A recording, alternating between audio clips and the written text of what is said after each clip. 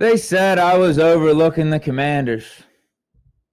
They said, Deke, don't jinx us with your comments in the preview podcast or your preview show.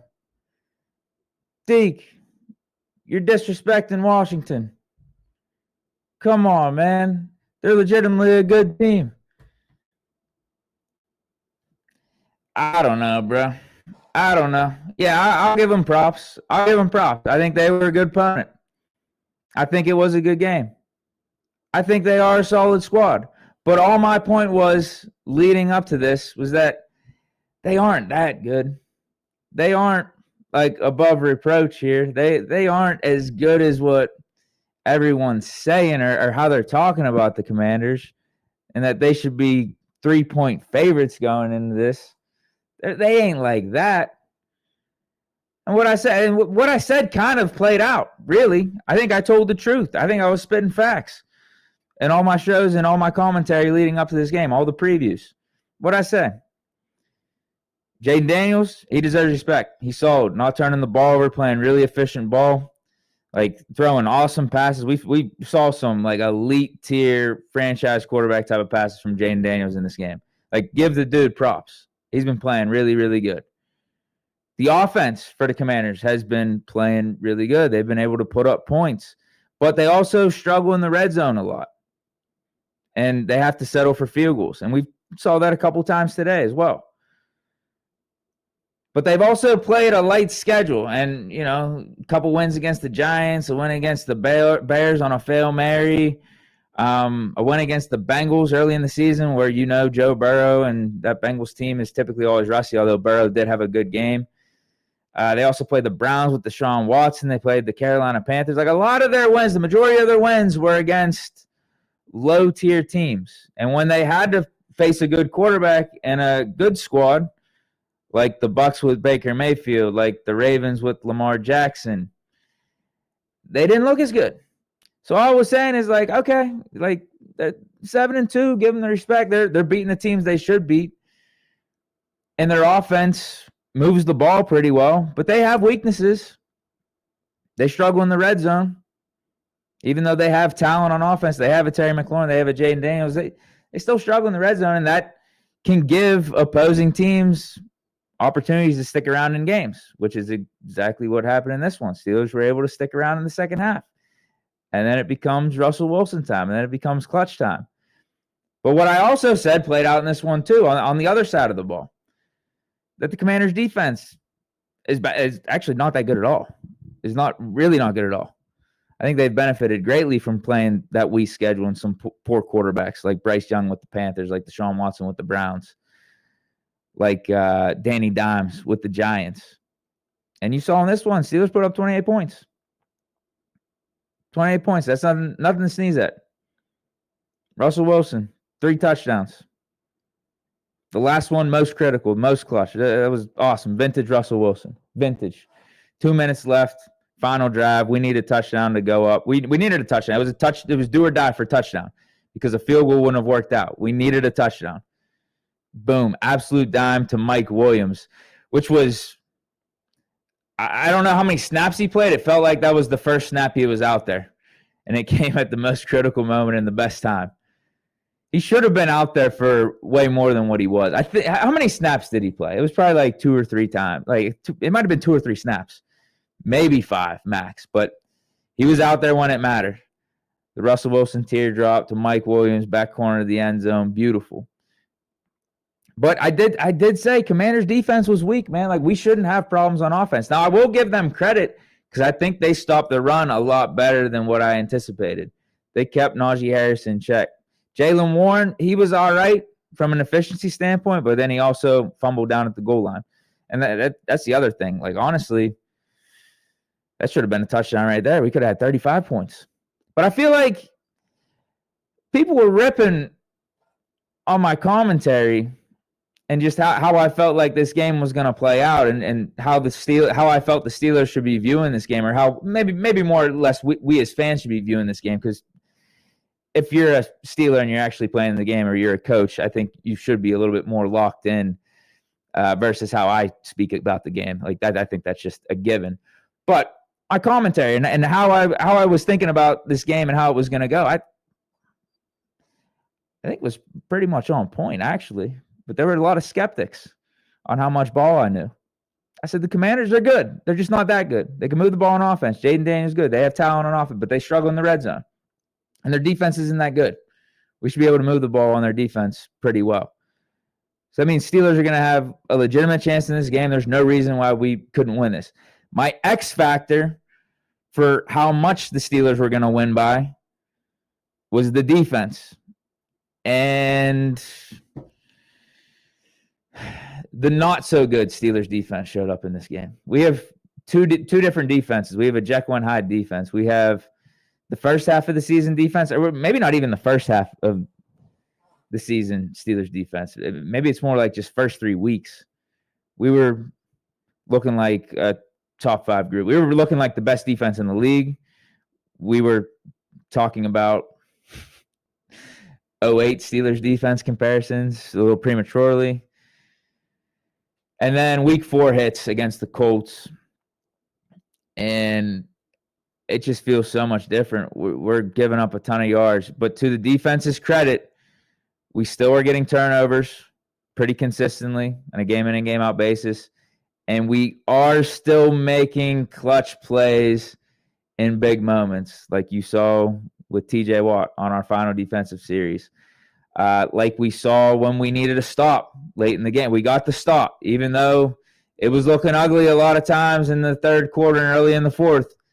We got that stop when we needed it. Just as in times past this year, in weeks past, we're able to get that turnover. We're able to get that like game-flipping turnover, even though we're getting gashed. There's some type of momentum plays that this defense is still able to make, but there is a sustainability to this defense that you question, for sure. I mean, I have more concerns about the defense going forward than this offense, but you still got to give credit to the defense in moments, in spurts. And I don't even think we got a turnover this game. It did come down to us getting the turnover on downs in that final series. And I guess if you want to call the muff punt a turnover, you can. Can we? Yeah, no, wait, I'm looking here. I don't think they have that classified as a turnover. No, they do. Zacchaeus was the return man, right? So they do have it as a fumble. I guess they don't have a muff punt stat. I don't know if you want to consider that a turn. That's not a defensive turnover. That's something for the special teams. So I don't know what category that goes into. But yeah, we did get the turnover on downs late in the game. And when push came to shove, we did get some timely stops. But no turnovers. Yeah, but again, credit to Jaden Daniels. Nothing that I saw from Jaden Daniels today really surprised me. From a passing standpoint, if anything, I was a little shocked they didn't run him more. 3 carries for 5 yards. That was it. But he is coming off of that rib injury. He is a little bit banged up, so I also don't blame Kingsbury and the coaching staff for wanting to put him in harm's way. Yeah, not too surprised from what I saw from the Commanders. Not too surprised. If anything, I would say we shot ourselves in the foot a little bit too much throughout the course of the game. That we could have, even with let's say the defense played like they did. I think we still could have won by 2 scores when it was all said and done. Would it have been crazy for the final score to be 38-27? If you think about the James Pierre dropped fake punt catch, like that was ridiculous, absolutely ridiculous. We'll talk about that a little bit later. But if he just catches that, I think we at least score another 3. And then Jaylen Warren fumbling at the goal line. Right there, that's 10 points. 10 points right there that you could add to our score. Now, I don't know how much that affects the game flow and everything, but I think we could have ran away with this one a little bit more than what the score indicated. Because I'm looking at the Commanders and how they played. I don't know. And you know what? I'm sorry. I was going to say I don't know what they left out there. Their guys had a lot of drops. I'm not even going to front. We got blessed with some drops and some Jaden Daniels errant passes at times. Even though he was money for a decent majority of the game, There was ones he missed. There was one specifically late in that game. He had a teardrop over the middle of the field. I think it was McCaffrey was wide open. Just stretched it out a little bit too far from would have been like a 30, 40-yard game. So maybe it's a ball don't lie. Maybe everything just came around. Our miscues were canceled out by some of their miscues, and we get the score of 28-27. All I'm saying is I felt like I had a good take on this game coming in. I just want to give myself credit. I just want to give myself some props. A little pat on my shoulder here for how I was analyzing this one coming into it. Let me read some of these comments, man. Thanks, everyone, for stopping through. That was a fun game to watch.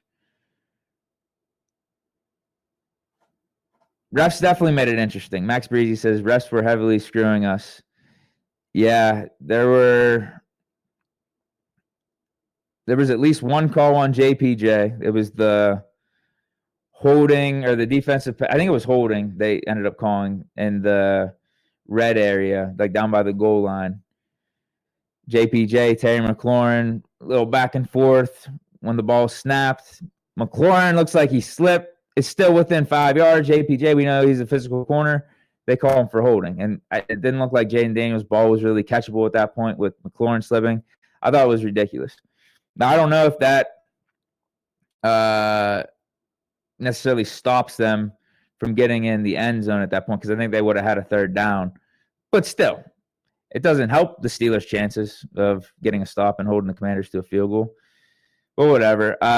Yeah, the Zach Frazier, there was a Zach Frazier holding call. That was questionable. What other ones? Am I missing any others? Let me know in the comments if there's any others. Those are the two that pop into my mind.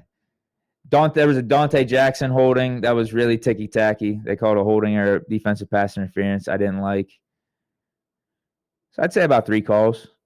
JP, he had a total of 4 penalties against him this game, and those were all in the first half. He was on pace for a record day with penalties. At halftime, you're thinking, man, is he going to double this for the game? Is he going to have 8 penalties on him? This is getting ridiculous, because that one series, it enabled the Commanders to go down the field in pretty fast fashion, because it was like a 15-yard penalty, boom, right off the bat. Next one, I think, was it a face mask or something? No, the face mask was on the – no, wait, I don't even remember. There was 2 – no, it was another holding. It was like another – JPJ was with his guy, and he was holding him back with like his one arm. And the face mask, I think, was on the next series. That was when Elliott got called for a holding too. There was 2 penalties on the same play. Either way, like that series where JP had the 2 penalties back-to-back, they went down the field instantly. They were in field goal range. But, again, credit to the defense. They made the stop and forced the Commanders to kick a field goal, where it looked like a minute into that series, oh, wow, this is going to be an easy touchdown for the Commanders. They're moving the ball at will. 2 penalties from JPJ, and then they gash us on a couple runs. Boom, they're like at the 25. But we held them. Give the defense credit. They're timely. I'll give them that. They are timely. But going back, let me go back to the Pierre, the fake punt drop catch. Let me go back to that, because that's an instance that really swung the game, where we could have been up 10-0. And this is also why, like, maybe we can't be too hard on the defense, because that drop by Pierre gave the Commanders such a short field. It was just so ridiculous. Where Miles Killebrew gets the direct snap. It's 4th and long in our own zone. We're like at our own 15. We get a direct snap. I'm assuming it was an audible. This is what Danny Smith tells the punt team, the punt unit and special teams, that if we get this certain look, let's audible and we're going to do a fake. Pierre just so happens to be wide open. He's a gunner. He's lined up basically like a receiver, but we know what gunners do on the punt return units is they run down the field to try to defend the punt, defend the guy that catches the ball and make a tackle. There's no one that's like going to be blocking Pierre from getting down there. There's no one covering him. There's no one that's going to be putting a body on him. So we make the read, we make the audible, we call for the fake punt. ends up being perfect because the Commanders don't respond to it. Direct snap to Killebrew. Throws a dime to James Pierre. I thought initially maybe he underthrew it or Pierre had to go back for it a little bit. But whenever they showed the replay, it was an absolute dime. It was right in the breadbasket. It was right in stride. And then there was a green grass for days in front of Pierre. He would have got an extra, probably at least 20 yards, 20, 25 yards. We would have been in field goal range. We would have been in the Commanders' zone. Easy 3 points at least. And then all the momentum would have been on our side. We would have been up 10 points. It would have been at least 10-0, maybe even 14-0. All the energy in the Steelers' favor. But instead, he drops it. And the Commanders get the ball at hour 15, and we're deflated. And like in 2 plays, they score a touchdown. The game's tied 7-7. So that is,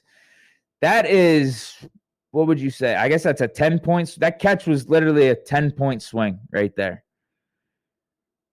10 points.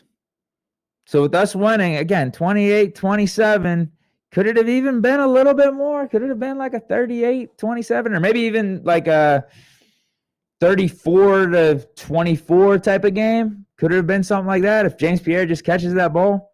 If Jalen Warren doesn't fumble on the goal line? I felt like we were the better team going into this. That's why I didn't think the Commanders should have been favored. I get it, they're at home. They have a 7-2 record. But I think with how the game played out, we did prove that as well. Now, Commanders, yes, they had their miscues and everything. But, man, that catch from Pierre, that's one where it's just like, bro, me or you could be making that catch. Holy hell. Like, that's different from the Commanders dude, Zacchaeus, on the punt return, muffing the punt. Because he gave us short field there, and credit to the Steelers, we took advantage of it. So both the Commanders, in both those instances where they mess up on routine plays, or, Pierre messes up on the fake punt catch, and Zacchaeus messes up on the punt return, muffs it. In both those instances, both offenses took advantage, scored the 7. So it was kind of like a wash. It was kind of like a ball don't lie. But, my God, can we admit the Pierre catch? Way easier.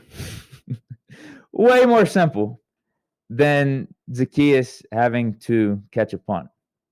Way easier.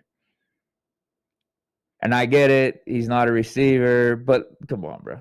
A perfect ball floated in there, in stride. You know what happens on those, though. Sometimes those are the ones that are the hardest catches because they're so easy, and then you get in your head and you start overthinking it. And as one person said on the live stream, the lights become too bright. And I think that's might have been what happened with Pierre. All I'm saying is, like, I think the dropped punt return by Zacchaeus is a more usual thing you see over the course of an NFL game as opposed to James Pierre dropping that pass. That's all. So I guess what I mean by that then, or like the point I'm trying to get to is Steelers could have won this game by even more. Definitely could have won this game by even more. We left some out there. Commanders left some out there, but that's just such a routine, simple. You almost have no words for it. She's like, wow, like how is that a drop? How? Credit to Pierre. He bounced back on the next punt. He ran down there with Skoranek, and when Zacchaeus did muff the punt, Pierre was right there to tip it over. Skoranek was able to pick it up. Pierre had some good coverage late in the game. I thought he was going to get a pick. If he just turned his head around, Daniels threw the pass, would have been right to him. I was worried that the refs were going to call him for pass interference. Thank God they didn't. And I didn't think it was pass interference, but whenever it's a little bit of a bang-bang and players run into each other, refs can get flag happy, especially with how the refs were calling the majority of the game. They were flag happy, I thought. Damn. I'm seeing from some of your comments, we got an update on Alex Highsmith. Dre Steel City says Highsmith broke his ankle. Oh, wait. But then he follows up and says they showed on the replay it's definitely broke. So you're going based off of the replay. We don't have official word from reporters or insiders yet. Yeah, I think that's so. Yeah, this isn't confirmation. I thought too, whenever they showed the replay, it's either broke or it's a sprain. So I guess there is still room for it being a sprain. It didn't look good. I'll give you that. I don't know if you would split the chances of being 50-50. Maybe it's more like 60 or 70% chances broke, 30% sprain. But I think there's a chance it's a sprain. We got Manny Meeks saying, hard to see what happened to Highsmith, but not that Preston Smith trade is more important than we thought it'd be. Absolutely. That's why you traded for Preston Smith.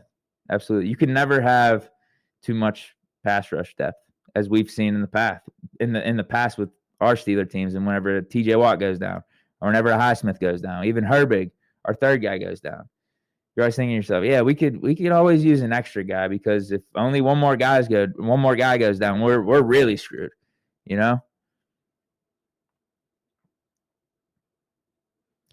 Kurt Talent, I like this comment. It says, remember the Steelers were picked last in the division this year. I know. Yeah, people were saying I was stupid for picking us to win the division, picking us to be legitimate contenders in the AFC, even though I thought every sign was pointing to it being that way. We went 10-7 last year with the mixture of Kenny, Mitch, and Mason, and having Matt Canada as our offensive coordinator for over half the season. He's pretty much the worst offensive coordinator in National Football League history. We had all that going on offense. Still go 10-7. And then if you look at the defense, we were decimated by the end of the season. We lost all of our starting inside linebackers. Cole Holcomb and Quan Alexander, they were playing lights out to begin the season. Our defense was looking really good. But then they go down. We have to pick up Miles Jack off the street. We had some injuries to our secondary. I know Minka was out for wasn't he out for half the season? I know he was there for the home stretch, but we were dealing with a lot of injuries on defense too. Cam was out for the first half of the season, and when he got back, he was still dealing with some rust. So you look at us going 10-7 with all those factors and figure that we add a Russell Wilson in here. We add a competent offensive coordinator, Arthur Smith, to replace Matt Canada. We bolster up the offensive line in the draft. And then we get reinforcements on defense with linebacker. We sign a Patrick Queen. We bring in a Dante Jackson to the secondary. We draft Peyton Wilson. Like, our inside linebacker problems we're taken care of with the draft and free agency. We got a stud in Patrick Queen. We got a Peyton Wilson we drafted in the third round, the dude that won Defensive Player of the Year and the whole NCAA last year, with best linebacker in college football, all those awards. He's got all those in his trophy case. Dude's fast as hell, ran a 4.4 at the combine. And we have a Landon Roberts coming back. D-line, Cam Hayward. He's got a whole offseason to rehab, get back healthy, make sure he's good. Keanu Benton going into his second year. JPJ, the defense, basically, let me just put it in simplest terms. The defense was healthy, and we added Russell Wilson at quarterback and a competent offensive coordinator. We went 10-7 the year prior without those. What do you think we were going to do with them? I get the AFC North was going to be tougher because Burrow's going to be back and all that. But come on, man. Give the Steelers some respect. Give Mike Tomlin some respect. Dude has never finished under 500. So that's at least going to be our floor. No matter what, that's at least going to be our floor. We're at least going to be going 9-8. But we went 10-7 with not optimal circumstances. What do you think we would go with more optimal circumstances, with our defense getting healthy and improvements on offense? You tell me. I was trying to let them know. I was trying to warn them. So I'm not surprised that we're sitting at 7-2. I'm really not. What's crazy is, though, Russ didn't even play the majority of the season. It's been Justin Fields. We went 4-2 with him. 3-0 with Russ. So, I didn't expect the season to exactly play out this way, but I'm also not surprised. Why should I be when we have a good defense? At least on paper, defense has been sketchy as hell last 4 or 5 weeks. But when you add a competent offensive coordinator and you got quarterbacks in this and here like Russell Wilson, and then a Justin Fields playing above what I thought he was capable of. Or let's not say that in terms of capable of. I think he's capable of a lot. He's got a lot of potential. He's got a really high ceiling. But at least from what I saw in Chicago, I just didn't think this is where he was at or what he was capable of, at least right now. But he raised his floor getting in this Arthur Smith system, getting in this Steelers organization and learning how to win. We didn't ask him to do too much. He played it to a T, won games. And I thought at times, a lot of times actually, when our offense was doing stupid stuff and getting penalties and going backwards, he elevated. I thought he was the most steady force that we had the first 6 weeks of the season. But I think that's the type of stuff you get with the Steelers being the good organization that we are and having a good coach be your leader and Mike Tomlin. Yeah, going 7-2, not the most surprising thing to me. Really isn't. We got C. Martinez 2008 saying JPJ is reckless out there lately. Yeah, more so than usual. Definitely today. More so than usual. He had a tough matchup. Definitely had a tough matchup on his hands. X Concept says Cordarrelle looks out of shape. That hamstring injury killed him. I thought he looked all right. We handed it off to him a couple times. I thought he looked all right. Maybe you're talking about kick returns. Yeah, he wasn't good on the kick returns necessarily. What else we got? What other comments we got in the chat? Josh the Drummer says Cam Sutton over Pierre. Yeah, I think most people would say that. I think most people would say Cam Sutton's better than Pierre. But for your fourth or fifth corner, you could do a lot worse than James Pierre. Had a nice play in the secondary today. His mishap was on special teams. So can we knock him as much for his defense today? I think we've got to talk about him just catching a wide open pass as opposed to what he was doing in coverage. I guess I got to talk about Russ, right? Maybe? Yeah, a little bit. We could talk about Russ.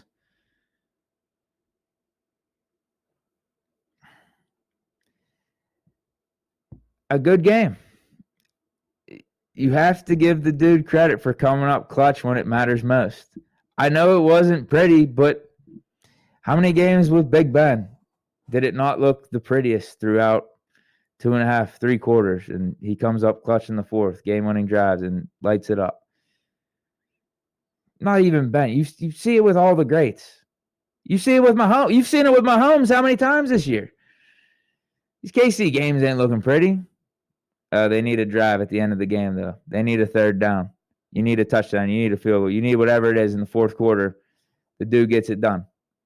And then whenever you look at the whole body of work throughout the whole game, you say, okay, yeah, he got it done. That's what matters most. So we got to give him a passing grade. We give him an A. We give him an A for the game. Because you look at Russ's stats, 14 of 28, 195, 3 touchdowns, 1 pick. I don't care about that pick after I got to see that game-winning pass to Mike Williams. I don't care that maybe he missed about 5 or 6 passes that he shouldn't have, that he was off a little bit with Calvin Austin and some of the secondary receivers like Van Jefferson. I don't care about that. I really don't. Because when push came to shove, when we got in the red zone, he put up 2 in the first half. He took advantage of Zacchaeus, the Commander's punt return man, muffing that punt. We got one in the end zone there. We got one in our second series. Had a nice little drive. Punched it in for 6. We had 2 in the first half. 14 points. Even though at times in the first half, the offense was a little stale. But still, we got those 14 points. Took advantage of the opportunities. Push came to shove. Second half. Needed a touchdown. Down 6. We got the touchdown. So, that's the type of stuff you get with guys. You know, the elite quarterbacks. Those dudes that are future Hall of Famers. And Russ is playing like that right now. I don't care where you want to rank. I don't care. Do you want to have him in the top 5, top 10? How's he been playing these last 3 weeks? Where do you want to assess him with the rest of the league at the quarterback? I just don't care. I just know week in and week out, we got a chance, and I have faith in Russell Wilson. You think I'm scared as a Steeler fan, knowing that we got Russ here going up against the Mahomes? You think I'm scared going up against the Joe Burrow or Lamar Jackson or this AFC North slate or going on the road against Philly? No. Because if we're getting this Russ, I know what that is. I know what that feels like. You got your guy, man. Like, there's just not even a thought. You're not even thinking about really the quarterback position on like this week in and week out basis and worrying about completion percentage and efficiency and is the coordinator calling all the perfect plays? Or, is this dude running the right? Like, you're not worrying about that because when it comes down to it, the dude's going to figure it out. He's going to get it done because he's done it before. He's got ice in his veins. He's not scared of the big moments, and he's got all the ability to back it up. So that's what I saw from Russell Wilson today. That's what I saw. Some people may have a more negative report on his game and say, oh, man, Russ didn't look right. He looked more like Denver Russ or this and that. I saw what I need to see. I've seen what I've needed to see from Russ over these 3 games. I saw what I needed to see from Russ, in the I guess it was 3 quarters through the Jets game. Once I saw it was about 3.5 quarters of that Jets game, I was like, Russ is back. Okay. And he backed it up with what he did today. Absolutely backed it up. What else we got? Anything I'm missing? Boswell, money again. Chris Blake saying Pickens is that dude. Yeah, Pickens played really good. Yeah. 5 receptions, 91 yards, and that touchdown. That touchdown in the first half was sweet. That touchdown was really nice. Mike Williams, right under Pickens in terms of second leading receiver. Just 1 reception, but 32 yards and a touchdown. Yeah, our secondary guys really didn't. Good thing we did that Mike Williams trade, huh? Good thing we did that Mike Williams trade. My God, good thing we did that Mike Williams trade. Because Calvin Austin, 2 receptions, 20 yards. Van Jefferson, not even on the stat sheet. Whew. Good thing we did that Mike Williams trade. Man. Because we were feeling good. I know I was. We were feeling good about Calvin Austin and Van Jefferson. Because of these last 2 games and how they played. But I still thought no matter what, we needed to trade for we needed to get depth. We needed to get a guy and like an additional guy. And little did we know, or little did I think we were going to need him as quick as we did in this game.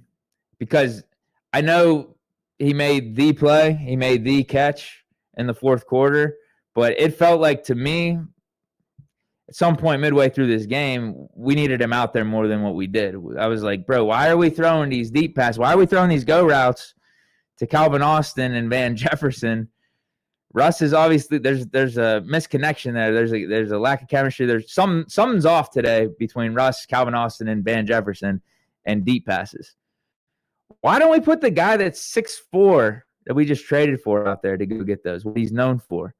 Why don't we do that as opposed to have Calvin Austin and Van Jefferson do that shit? And we finally came to our senses. I think it was later than what I wanted, but it was in the most critical time, and it paid off. Finally got Mike Williams out there, scored the game-winning touchdown.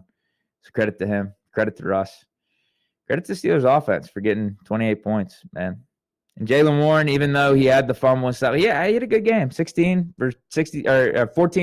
carries, 66 yards.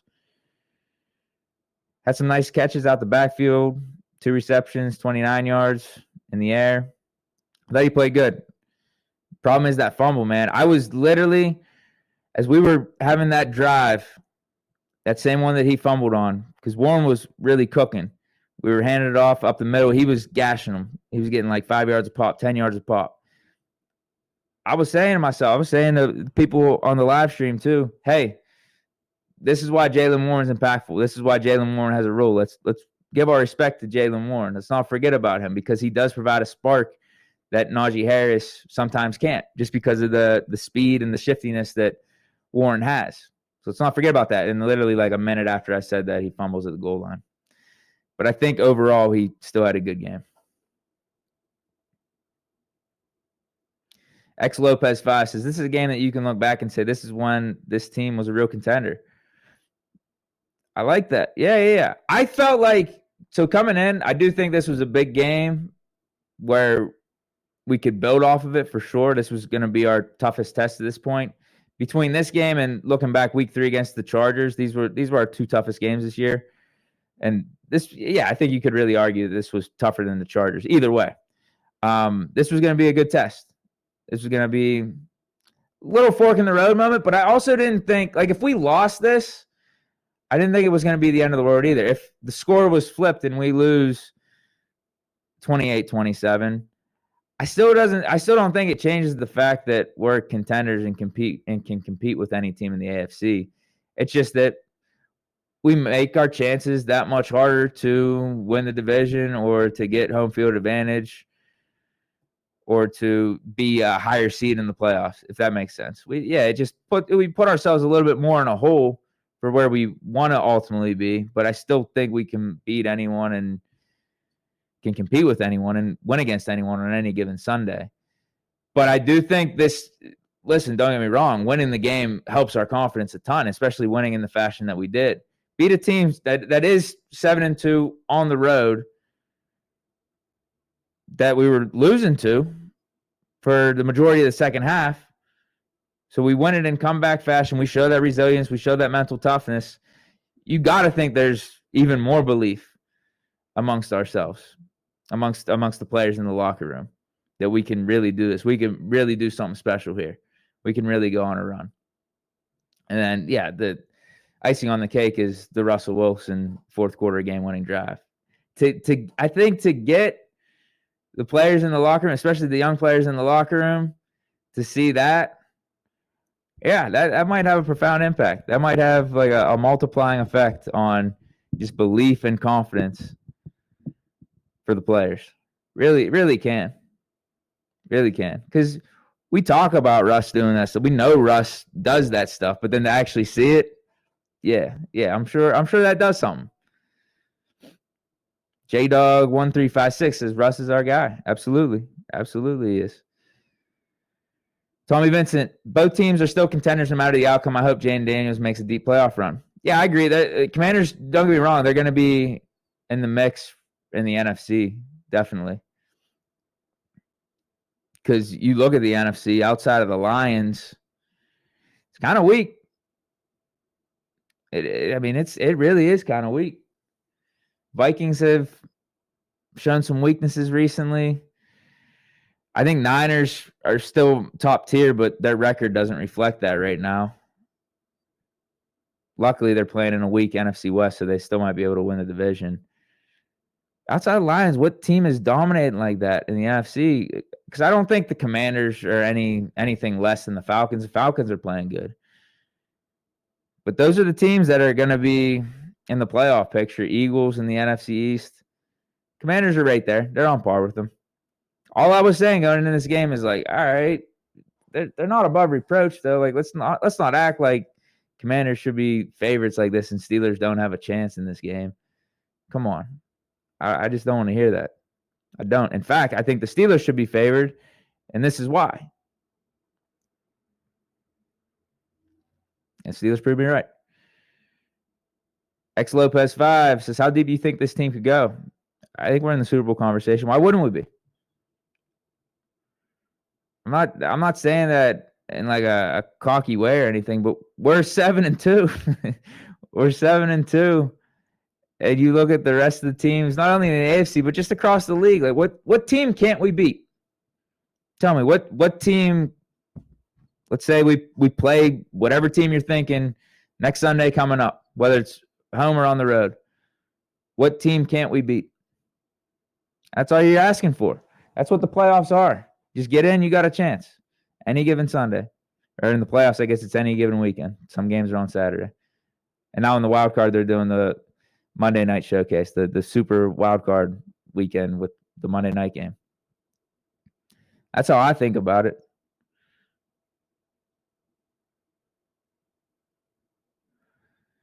Chris says, I'm stopping at the dub. Pittsburgh is winning games they used to lose. We're winning. Yeah, we're winning, and we're winning in I think in a more defining fashion than what we have in recent years too. Even though this was a tight game, so we're still putting our stamp on it when we need to.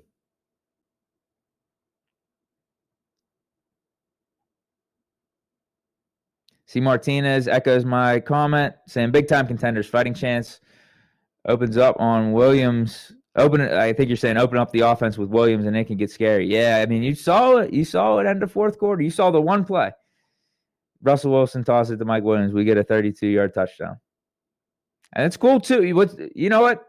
This isn't going to be talked about a lot with Mike Williams catching that pass. That was a lot of pressure. That was pretty much like the game-winning touchdown pass because that was third down. I mean, we probably would have went for it on fourth, but think of what he just dealt with the Jets. Him getting blamed by Rodgers for losses and running wrong routes and dropping some passes and just being inconsistent.